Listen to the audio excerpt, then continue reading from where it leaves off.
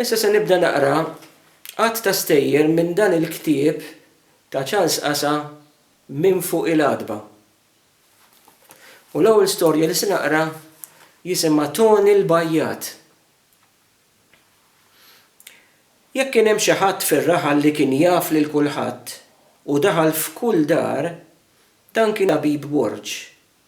U warajh minn barra l-kappillan kien hemm Tony l-Bajjat li fejn jidħol ix-xogħol tat-tibjid kien infittex minn kulħadd.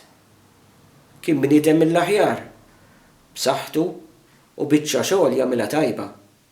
Kien gburi bix-xogħol li kellu u kien jippretendi li ħadd ma kien jinqala daqsu fejn jidħol ix-xogħol tat-tibjid tikħil u żeba'.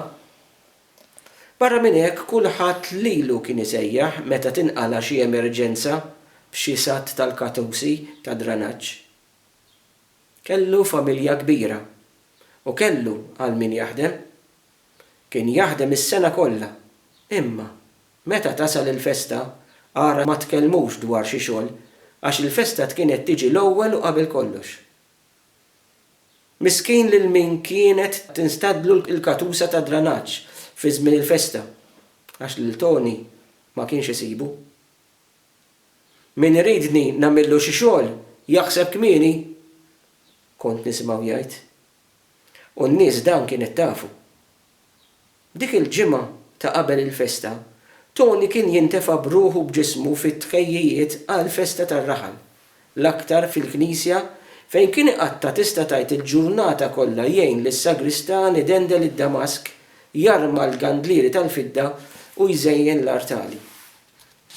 Imma l-akbar gost tiegħu kienet il-purċissjoni u kienet toħroġ il-ħadd fil-għaxija. Anzi, biex inkunu aktar preċiżi, il-biċċa ta' quddiem tal-purċissjoni fejn Tony kien jerfa' l-istendard. Trid taraħ lil Tony jġorr dik il-bandiera tperper u ferħan li kulħadd qiegħed iħares lejh u jammirah. Kultant kien jerfa' l-istandard b'idu waħda u n-nies kienet tarma ċabċab. U Tony jitbissem.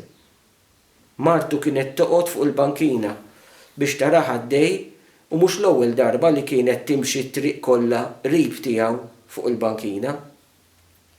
Sena wara l-oħra Tony kien jerfa' dan l-istandard u ma kien iħalli lil ħadd li jħodlu postu. Kien hemm min ittanta jagħmel dan, iżda ma rnexxilux. L-istandard u Tony kienu inseparabbli.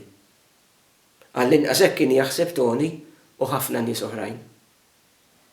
Meta kien jgħaddi taħt xi pavaljun, Tony kien imejjel l-istandard fuq ġenb u jgħaddih minn taħt il-pavaljun sakemm jerġa' jidrittaħ u jkompli fi triqtu. Tista' tgħid li Tony kien jgħix għalhekk.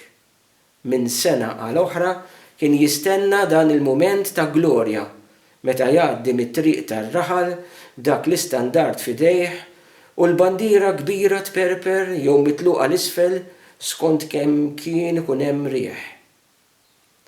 Kien hemm xi festi sekondarji oħra fir-raħal, iżda Tony kien jerfa' biss fil-festa prinċipali.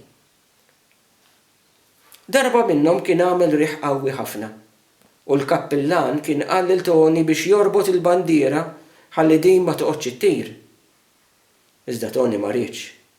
Jekk ma kellux jitlef opportunità bħal dik li juri lil kulħadd kemm kien jaf jikkontrolla dak l-istandard. Tony kien jemmen li ħattu xejn ma kien se jħodlu postu. Imma marraq.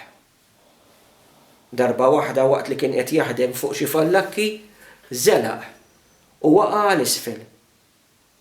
Kellu xorti li ma baqax tal-post. Iżda wara xi ġimgħat l-isptar, reġa' lura lejn id-dar u kellu jistrieħ għal xhur sħaħ. Għalkemm seta' jimxi u jagħmel xi xogħol, it-tobba ta' ħparir biex ma jkomplix jerfa' dak l-imbirek ta' standard.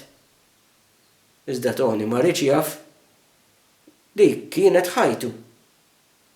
Il-kappillan ma ħallihx. Jiddispjaċini Tony, imma inti ma dekx li kont. Ftakarx qalulek it-tobba ħallik mit-tobba, għajjat Toni. Jien għadni niflaħ daqs qabel. Ili snin nerfa dak l-istandard u minix biħsibni nieqaf għalissa. Imma l-kappellan ma rridx jaf. Baqa' jżomm miebes.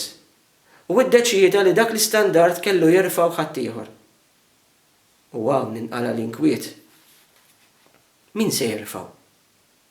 Kien hemm ħafna li rridu jerfgħuh, u l-kappellan ma kienx jaf x'ħajqbad jagħmel. Fl-aħħar qataħħa li jtella l-ismijiet bix-xorti. Il-ħadd filgħodu xi 3 ġimgħat qabel il-festa, ħafna nies inġabru fuq it-suntir tal-Knisja biex jaraw lil min kienet se titħaq ix-xorti u jieħu post Toni. Toni kien hemm ukoll, b'geddum sal-art. U jekk kont taqtalu rasu ma kienx toħroġ qatra demm. U biex taqgħad, ix-xorti dbissmet lil Fidil l-Iswed li kien l-akbar għadu ta' Toni. Kont nismagħhom jgħidu li ħafna snin qabel Fidil kien tefa' għajnejh fuq dik li wara saret mart Toni. Iżda din għażlet lil Toni għax Fidil kien maħmuġ u qatt ma qala solt f'ħajtu. U allura bejn iż-żewġ irġiel daħlet il-mibeda u ma kinux jistgħu jaraw lil xulxin. Hekk kif il-kappellan li kien jaf sewwa x'kien hemm bejn Toni u Fidil fetaħ il-karta li fuqha kien hemm l-isem ta' min kellu jerfa' l-istandard, ħass lara ixoq għalih. Xtaq li kieku jerġa' jtella isem ieħor. Iżda kif seta' quddiem dawk in-nies kollha. Il-kolassa tiegħu qishom isqra qed jistennew il-priża. Hekk kif Fidil sema' ismu, beda jgħajjad kemm jiflaħ u fil-pront ħares lejn Toni biex bħalli kieku jgħidlu: Int ħadlek lil-Rosi u jien ħadlek l-istandard. Sħab Fidil bdew jifirħu miegħu u Toni bid-dmugħ f'għajnejh u rrabjat tal-aħħar dabbar rasu lejn id-dar. Iġġieled bl-ikraħ mal-kappellan u ma' kull min ipprova jfehmu li wara kollox dan kien għall-ġid tiegħu.